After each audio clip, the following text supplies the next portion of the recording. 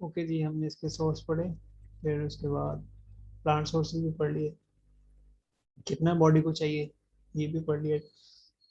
Sign of deficiency, मतलब deficiency और night blindness होती है, और इन्फेक्शन के खिलाफ रेजिस्टेंस कम हो जाती है, और स्किन, हेयर और नेल्स वगैरह ड्राई हो जाते हैं काफ़ी ज़्यादा।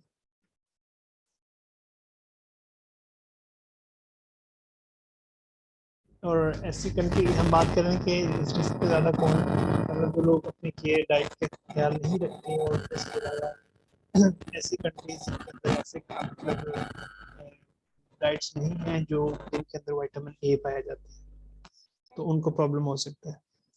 Red cell children with diseases of pancreas, किसी को पेंक्रियाज का इशू है, लिवर का है, इंटेस्टाइन का है, या फिर जो है वो डाइजेशन ऑफ फैट जो है वो इतनी प्रॉपर नहीं होती, तो उनको भी ये प्रॉब्लम हो सकता है, इसकी डेफिशिएंसी हो सकती है, ज़्यादा हो सकती है।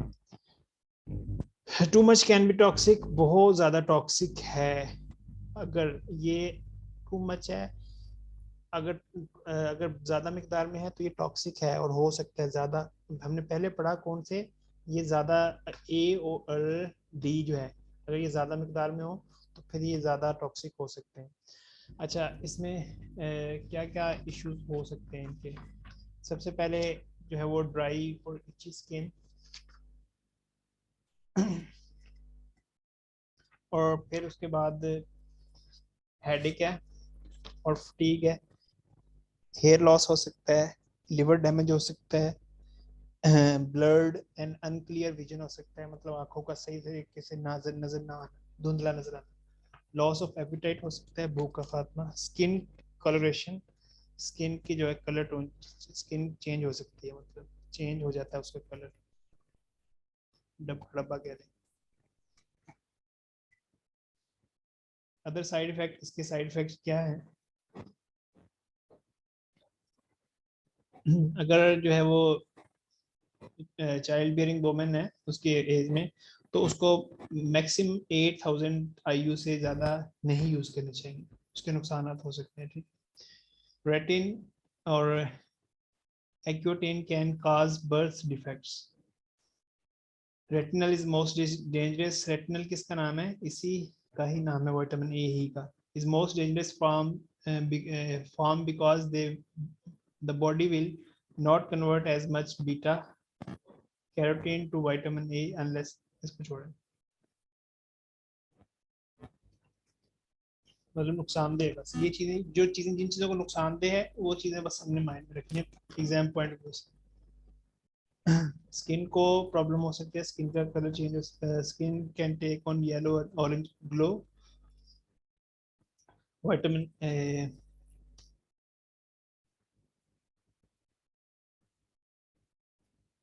सप्लीमेंट के यूज से जो इसकी एक मिकदार बढ़ सकती है, अदरवाइज इसकी मिकदार डाइट से नहीं होती, वो प्रॉपर ही रहती है। मे भी हो सकता है लेकिन अक्सर नहीं होता।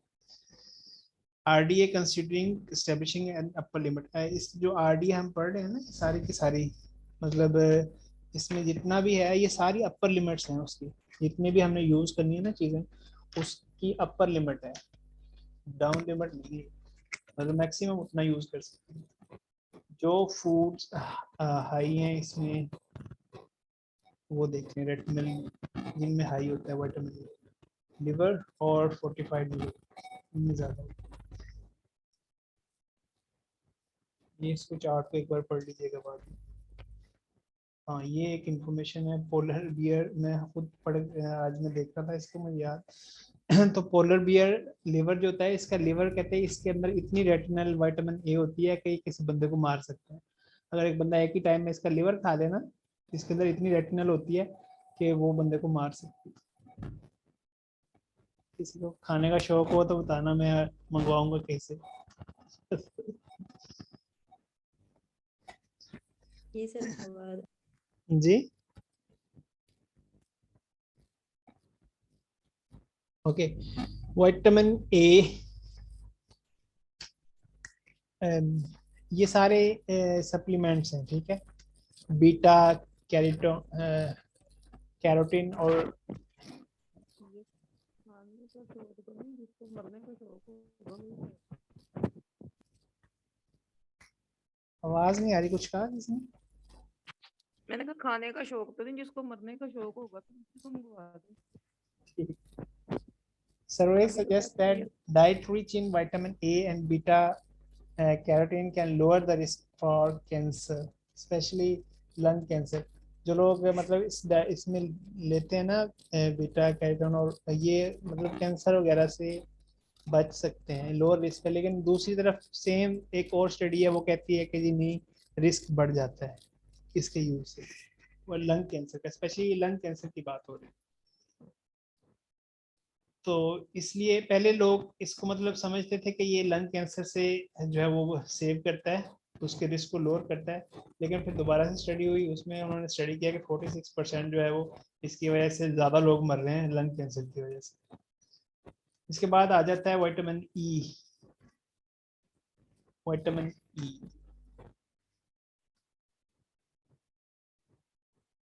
विटामिन ई ये भी फैट सॉल्युबल है, एंटीऑक्सीडेंट है। मैंने आपको बताया कौन कौन से होते हैं एंटीऑक्सीडेंट, बताएं जी।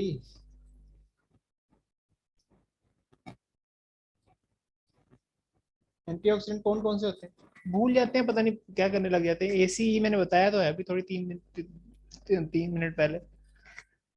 ओके। काम इनका क्या है, reduce the energy of the free radical. Sir जो फाइट करते हैं बीमारियों के खिलाफ, वो तो एंटीऑक्सीडेंट होते होते हैं, मजाक। मैंने पूछा था उसमें 3 होते हैं, ए होता है, सी होता है और ई होता है, ये 3 एंटीऑक्सीडेंट है, उसमें तीसरा हम पढ़ रहे हैं।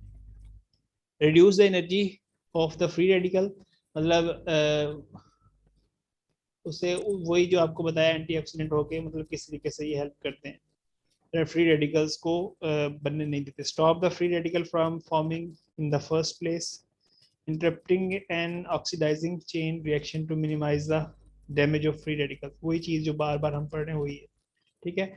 मे low risk of heart diseases and stroke, heart के प्रॉब्लम्स, हार्ट की बीमारियां और स्ट्रोक से जो है वो इसकी बचाते हैं, ठीक है। और स्ट्रोक क्या होता है, समटाइम्स कॉल्ड सेरेब्रोवास्कुलर एक्सीडेंट, सीवीए। आप लोगों ने पढ़ा होगा, ये फाल्ट वगैरह को बोलते हैं स्ट्रोक वगैरह, ठीक। किस तरीके से होता है, वो ब्लड की सप्लाई वगैरह उसमें डिस्टर्बेंस हो जाती है, इस वजह से होता है। खैर ये हमारा मेन टॉपिक, इसका फंक्शंस क्या है, ठीक है। Protect cell membrane and other fat soluble part of the body, ठीक है, फ्रॉम ऑक्सीडेशन। ये क्या करता है कि सेल मेम्ब्रेन और दूसरे जो फैट सॉल्युबल पार्ट्स होते हैं उनको ऑक्सीडेशन से बचाता है। May reduce the risk of heart disease से कंट्रोल करता है, उसको कम करता है। May also discourage development of some type of cancer, cancer की कुछ टाइप्स हैं उससे भी बचाता है। Promotes normal growth and development, growth को नॉर्मल करता है, डेवलपमेंट को नॉर्मल करता है। Promote normal red RBC cell formation, RBC जो हमारी बॉडी के अंदर बनते हैं, रेड ब्लड सेल बनते हैं, उनको जो है वो नॉर्मल करता है। Act as anti clotting agent, ठीक है। Anti clotting agent, anti blood clotting agent मतलब ब्लड को जो क्लॉट करते हैं उसके मतलब उससे बचाने के लिए, उसको क्लॉटिंग ना होने देने के लिए भी वर्क करता है, ब्लड क्लॉट ना बनने के लिए। Play some role in the body's ability to process glucose, glucose को आगे प्रोसेस करने के लिए बॉडी के अंदर, तो उसमें भी हेल्प करता है। Also been known to aid the process of wound healing, जो जख्म वगैरह हो जाते हैं उनको भी जो हील करने में हेल्प करता है।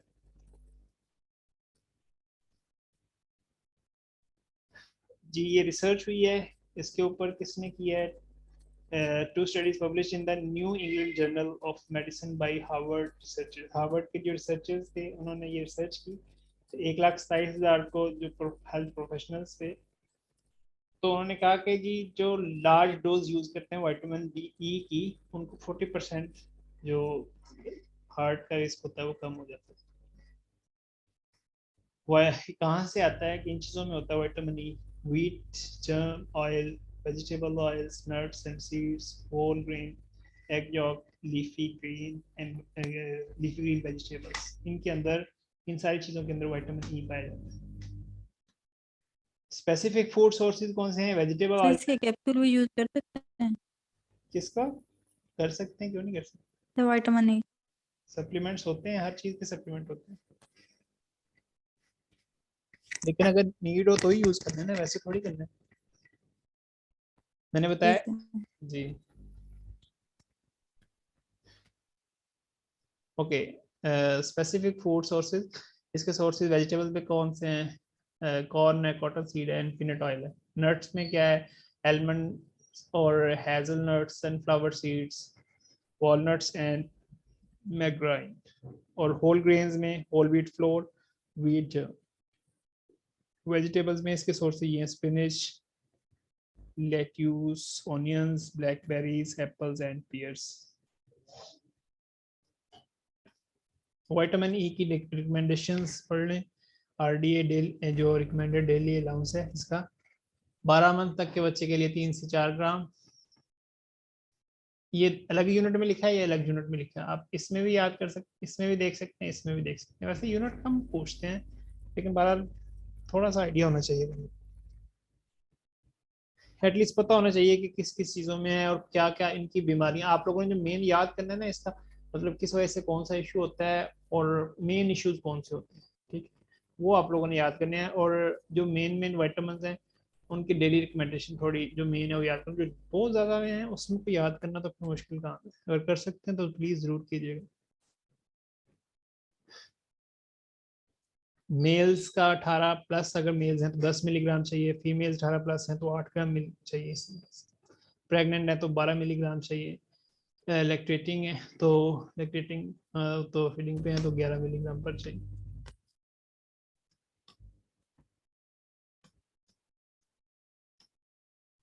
इफेक्ट इसके क्या है, ठीक है। Taking more than RDA of vitamin E improve the immune system.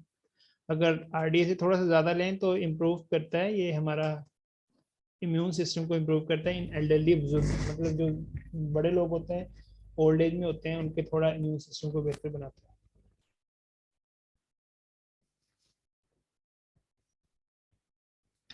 Vitamin E की डेफिशिएंसी बहुत रेयर होती है, ठीक है, लेकिन अगर हो जाए तो फिर ये होता है लैक ऑफ वाइटलिटी, यानी एनर्जी की थोड़ी कमी होती है, और लिथार्जी, लिथार्जी मतलब ये टायर्डनेस, लेजीनेस वगैरह कोई बोलते हैं। लैक ऑफ इंटरेस्ट और कंसर्न, मतलब कि किसी चीज़ के ऊपर इंटरेस्ट नहीं रहता, कंसर्न्स नहीं रहते। इनएबिलिटी टू कंसंट्रेट, मतलब किसी एक पे कोई ख़ास काम कंसंट्रेट करके या तवज्जो करके करना पॉसिबल नहीं रहता। मसल्स वीकनेस हो जाती है, और बहुत ही कम केसेस में न्यूरोलॉजिकल डिसेबिलिटीज हो जाती हैं, जैसा कि लॉस्ट रिफ्लेक्सेस हैव डेवलप्ड, मतलब रिफ्लेक्स जो होते हैं वो लॉस्ट हो जाते हैं बहुत। Can you take too much? Yeah, no harmful effects at 550 time RDA, मतलब 1200 से 1500 भी IU यूज कर लेना तो इसको इतना कोई फर्क नहीं है। लेकिन अगर 2400 से भी आप ज्यादा यूज कर रहे हैं ना IU पर डे, तो फिर इसका ये होता है ब्लीडिंग, ज्यादा ब्लीडिंग हो सकती है इस वजह से, क्योंकि हमने पढ़ा कि विटामिन ई जो होता है ये एंटी क्लॉटिंग एजेंट है, मतलब क्लॉट बनने के अगेंस्ट वर्क करता है। तो इसलिए अगर इससे भी ज्यादा मिकदार यूज करेंगे तो फिर उससे प्रॉब्लम आ सकती है। में reduce body supply of vitamin A, bodies के में जो विटामिन ए की सप्लाई है उसको रिड्यूस कर सकता है। मे अल्टर इम्यून सिस्टम, उस पर इफेक्ट कर सकता है। Vitamin E toxicity is rare, इसकी जो जहरीलापन है, इसका टॉक्सिसिटी है वो कम होती है, इतना नहीं है। 2 ही की होती है ज्यादा, वो मैंने आपको बताया कौन कौन से, ए और डी।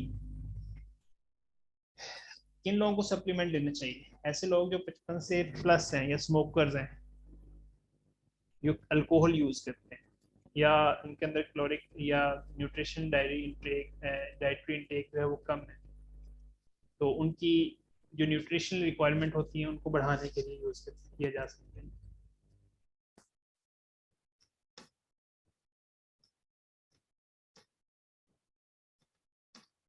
फ्रीजिंग में डिस्ट्रॉय विटामिन ए, इसको मतलब ये एमसीक्यू बन सकता है कि जो अगर फ्रीजिंग पॉइंट में इसको लेके जाएंगे तो विटामिन ई डिस्ट्रॉय हो सकता है, ठीक है। Extreme heat cause vitamin E to break down, अगर बहुत ज़्यादा हीट में हो तो भी ये है ब्रेक डाउन हो सकता है। Avoid deep fat frying food that are natural source of vitamin E. ठीक है, फैट फ्राइंग जो फूड्स हैं फैट वाले, तो उनसे बचना चाहिए। दूसरी चीज़ों से आगे पढ़ा है हमने किस किस चीज़ों से हमें मिल जाते हैं, तो वही चीज़ें यूज़ करनी चाहिए। Reduce potential toxicity of vitamin A excess, ये जो उसके अंदर जो विटामिन ए की जो टॉक्सिसिटी होती है उसको भी रिड्यूस करता है। उसके अंदर इसके अंदर ये पोटेंशियल होता है कि उसकी जो टॉक्सिसिटी होती है विटामिन ए की, जो कि ज़्यादा नुकसानदेह होती है, उसको भी कम करते हैं। ठीक है, excessive doses causes vitamin A depletion, यानी कि हमने पहले भी पॉइंट पढ़ा कि अगर ये ज़्यादा मिकदार में हो तो विटामिन ए को डिप्लीट करता है, उसको कम करता है, उसको ख़त्म करता है, ठीक है, उसकी प्रेजेंस को ख़त्म करता है। तो अगर विटामिन ए की टॉक्सिसिटी की वजह से कोई प्रॉब्लम्स आ रहे हैं, तो विटामिन ई के यूज़ की वजह से विटामिन ई ए के जो इफेक्ट्स हैं उनको ख़त्म किया जा सकता है। विटामिन डी मोस्ट हमने पढ़ा है, सबको पता है इस चीज़ का। विटामिन डी सनशाइन विटामिन कहते हैं इसको, कि जो विटामिन हमें सूरज से हासिल होता है। ठीक है, सूरज की छांव से। इसमें दो तरह के होते हैं, D2 और D3 होते हैं इसको विटामिन डी, इसमें कोई डिफरेंस नहीं है। एर्गो कैल्सीफिरोल और कोली कैल्सीफिरोल, इन दोनों के अंदर कोई डिफरेंस नहीं है, क्योंकि ये एक ही चीज़ के अंदर मौजूद होते हैं। ठीक है, इनका बेसिकली काम क्या है, कैल्शियम एंड फॉस्फेट के बैलेंस को कायम रखना होता है। ये बॉडी के अंदर जो कैल्शियम और फॉस्फेट जो है उसके बैलेंस को कायम करते हैं। फंक्शन इसके क्या है, प्रोमोट ऑफ अब्जॉर्प्शन, यही बात हमने की, promote absorption of calcium and phosphorus, मतलब उसके जो बैलेंस है उसको ये कायम करता है। Help deposit those in bones and teeth, उनको जो है इन दोनों को, फास्फोरस को और कैल्शियम को, जो बोन्स और टीथ मतलब इसके इनमें डिपॉजिट, उनमें जज़ब करने की सलाहियत पैदा करता है। Regulate cells blood, regulate cell growth, जो ग्रोथ सेल्स हैं हमारे उनको रेगुलेट करता है। Play role in immunity, immunity हमारी जो कि मेन चीज़ है उसके अंदर भी अपना किरदार अदा करता है। सोर्सेज इसके क्या हैं, 10 से 15 मिनट ट्वाइस अ वीक, मतलब 10 से 15 मिनट अगर बॉडी के साथ आप बॉडी के साथ सूरज का कांटेक्ट होगा तो आप विटामिन डी की डेफिशिएंसी पूरी हो जाती है। लेकिन इसमें सन बाथ का मतलब, सनलाइट का मतलब है सन बाथ लेना। सन बाथ मतलब बॉडी के साथ डायरेक्ट कांटेक्ट होना चाहिए सूरज की लाइट का, कपड़े वगैरह से नहीं। तो जितना मतलब अच्छा खैर, अगला नेक्स्ट जो है वो सैल्मन, मतलब ये भी एक फिश के एक टाइप है, स्पेशीज है। तो उस ये इसका सोर्स है, मिल्क इसका सोर्स है, ऑरेंज यूज सोर्स है, जो कि फोर्टिफाइड होता है फॉलिक एसिड वाला। तो फोर्टिफाइड सीरियल जितने भी हैं सारे के सारे इसका सोर्स है। ठीक है, विटामिन डी की डेफिशिएंसी से रिकेट्स का प्रॉब्लम होता है। ठीक है, ये तो अक्सर लोगों को पता है कि बॉन्ड। सर आपकी आवाज नहीं आ रही। किसी को भी नहीं आ रही?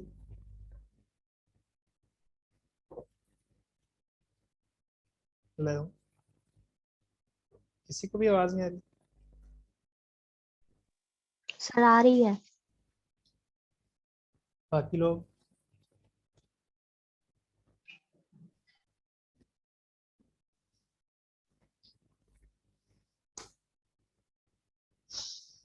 बाकी लोगों को आ रही है? प्लीज बताएं, किधर चले जाते हैं, तो बोलते नहीं है टाइम से।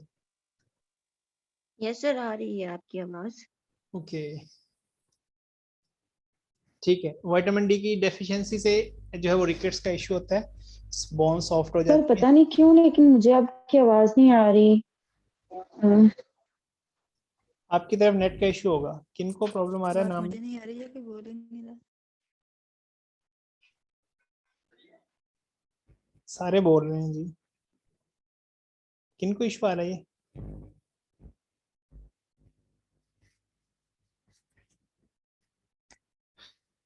हेलो, सर आ रही है आवाज आपकी। ओके सर आ रही है आवाज। ओके कंटिन्यू करें। ओके, इसकी विटामिन डी की डेफिशिएंसी से रिकेट्स का इशू होता है। ठीक है, और अगर बच्चों में, ठीक है जी, इसमें this causes the bones in the legs to bend, जो लेग बोन्स होती हैं वो बेंड हो जाती हैं। Deficiency in adult causes osteomalacia resulting in pain and muscular weakness. ठीक है, अगर एडल्ट्स के अंदर विटामिन डी की डेफिशिएंसी हो जाए तो फिर उनको ऑस्टियोमलेसिया होता है, जो कि पेन होती है, मस्कुलर वीकनेस होती है। Vitamin D can be stored by the body, body के अंदर ये स्टोर हो सकता है। Vitamin D can lead to excess level of calcium in the blood, ये बॉडी के अंदर ज्यादा कैल्शियम का लेवल को एक्सेस कर सकती है, ज्यादा कर सकती है। अगर ये ज्यादा विटामिन डी ज्यादा मिकदार में इंसान यूज करना शुरू कर दे तो कैल्शियम का जो लेवल है वो बढ़ जाएगा, जो कि नुकसानदेह है। Young children, house bound, older adults and people who practice religions where their skin must be covered may be at risk of deficiency through lack of exposure of their skin to sunlight। मतलब जो लोग skin से सन से direct sunlight direct skin के साथ attach नहीं होती तो उनको प्रॉब्लम हो सकती है, तो उनको विटामिन डी की डेफिशिएंसी हो सकती है। इसलिए कोशिश करें कि 10 से 15 मिनट हफ्ते में 2 बार लें, अगर कोई आपके पास प्लेस हो तो। वैसे रिकमेंड करना है, लेना ना लेना आपकी मर्जी। आरडीएस की रिकमेंडेड डेली अलाउंस जो है वो कितना है, 9 to 50 ईयर्स का मतलब है। अगर ਤੁਹਾਡੇ ਕੋਲ ਕੋਈ ਸਪਲੀਮੈਂਟ ਹੈ ਹਫਤੇ 'ਚ ਬਈ 1-2 ਵਾਰੀ ਲਈ ਜ਼ਿਆਦਾ ਨਾ ਲਈ ਕਰੋ ਵਿਟਾਮਿਨ ਡੀ ਦੀ। ਹਾਂ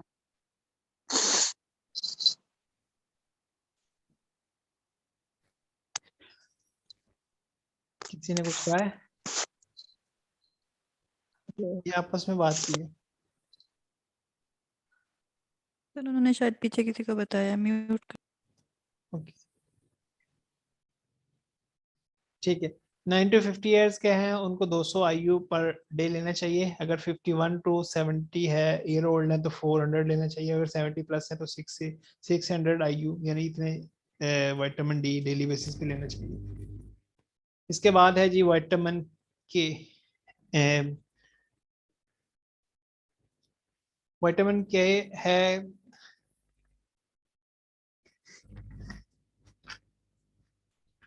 विटामिन के रह गया और कौन सा करते हैं, एडी एक कौन सी स्लाइड है, ठीक है यही बस रह गया, इसको प्रिंट करें।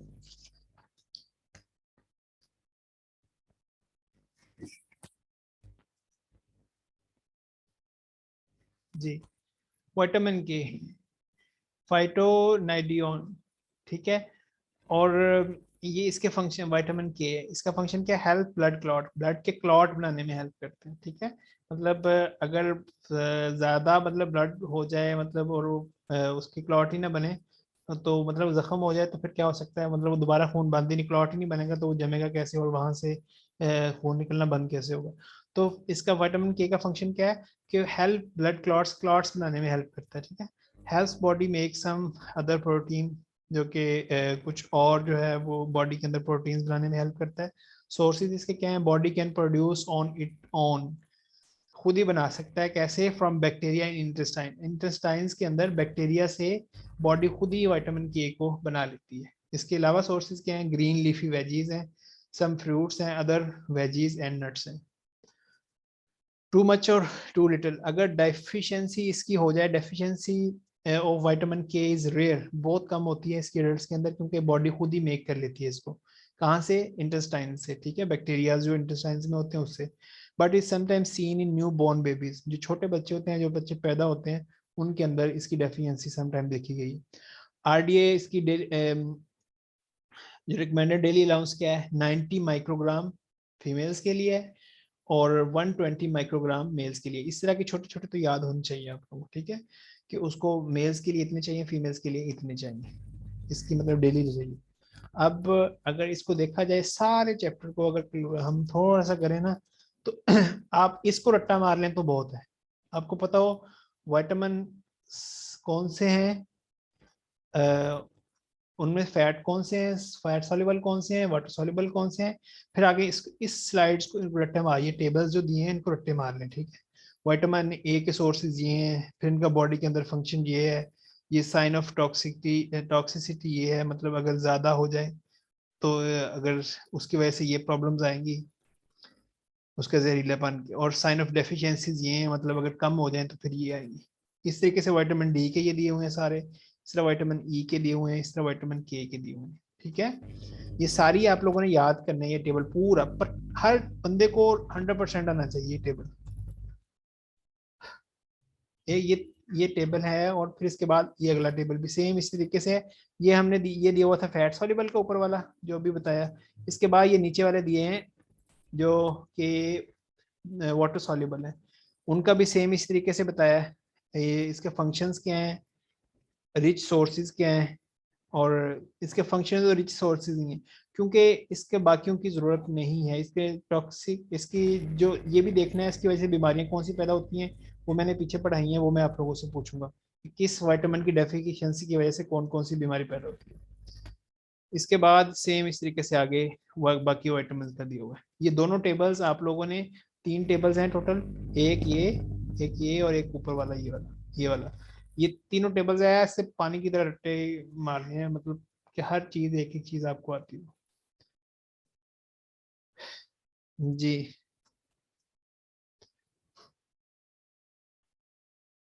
तो कितना रह गया न्यूट्रिशन वाला चैप्टर? ये वाला चैप्टर आज एंड हो गया, कल मिनरल्स पढ़ेंगे, फिर उसके बाद 2 दिन और लगेंगे, परसों एंड हो, संडे तो को। आपने तो कहा था 8 को। नहीं, असल में 2 चैप्टर है, फिर मैं स्पीड बढ़ा देता हूँ, और मैं क्या कर सकता हूँ। अब मैं हालांकि स्पीड आज थोड़ी ज्यादा की है, अब मैं मिनरल्स भी पढ़ा दूँ साथ में। नहीं सर, मैं थक की पड़ी। तो वही बात है ना, मतलब जितना याद नहीं होगा, इंशाल्लाह 2 महीने मिल गए ना हमें, मतलब जन फरवरी तक का टाइम, तो सारा कोर्स हो जाएगा इंशाल्लाह। अभी मैंने ये ना बुक जफर इकबाल भट्ट साहब की, वो कह रहे हैं कि 17 को, मैं कल पता करूंगा, अगर न्यू एडिशन ना हुआ तो फिर वही पुराना ले लेंगे, अगर वो करनी है लाजमी बुक करनी है, सारी की सारी करनी है। या फिर मैं ले लूं कल? मैं बता दूंगा आप लोगों को, तो फिर आप ले लीजिएगा। अभी मैं पता करना है, वो कह रहे हैं शायद 17 को न्यू एडिशन है। बाकी कोई और प्लीज किसी का क्वेश्चन है तो पूछने आज के रिलेटेड। सर वो कल वाला लेक्चर, वो मैं है ना उसका कोई बना के ना वो फिर सेंड करता हूँ उसका, क्या सर कहते हैं, ज्यादा कितने मिनट्स की वीडियो है?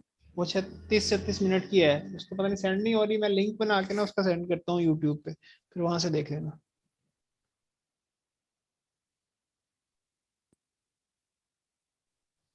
कोई क्वेश्चन तो नहीं पूछने वाला?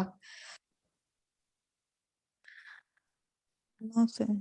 ओके, चलें सर इंशाल्लाह। ये जी जी। ये वाइट का फर्स्ट वाला स्लाइड शो करवाइएगा, इसको थोड़ा सा बता दें, मैंने लेट ज्वाइन किया था। कौन सा? यही विटामिन्स की जो फर्स्ट वाली स्लाइड है, विटामिन की? ये को फैक्टर्स है, ये वो बता रहे थे, एज अ ये कोएंजाइम शो करवाइए। कोएंजाइम वर्क करते हैं, और एज अ को फैक्टर वर्क करते हैं। इनका बॉडी की ग्रोथ के लिए काम करते हैं, बेसिकली बाय सेल्फ ये खुद कुछ नहीं करते। ठीक है, ये को एंजाइम्स भी हैं और को फैक्टर्स भी हैं। जी जी। चलिए सही है, थैंक यू सर। सर वो जो मेरे प्रीवियस लेक्चर हैं वो मुझे काइंडली बताएंगे कैसे मिलेंगे 5-6 लेक्चर? जो थे, जो कुछ रिकॉर्ड है वो मिल जाएंगे, जो नहीं है वो तो फिर उनका कुछ हो नहीं सकता। अभी गाइड कर दूंगा वैसे। मैंने क्यों है राइट? हाँ वो लिखे हुए हैं, कोई आपको सेंड कर देगा, ठीक है। ओके जी, इंशाल्लाह चलिए कल मिलते हैं, अल्लाह हाफिज। ठीक है, आप मुझे सेंड कर दीजिएगा जिसके पास भी है। ओके, अल्लाह हाफिज, टेक केयर। अल्लाह हाफिज़, बहुत शुक्रिया।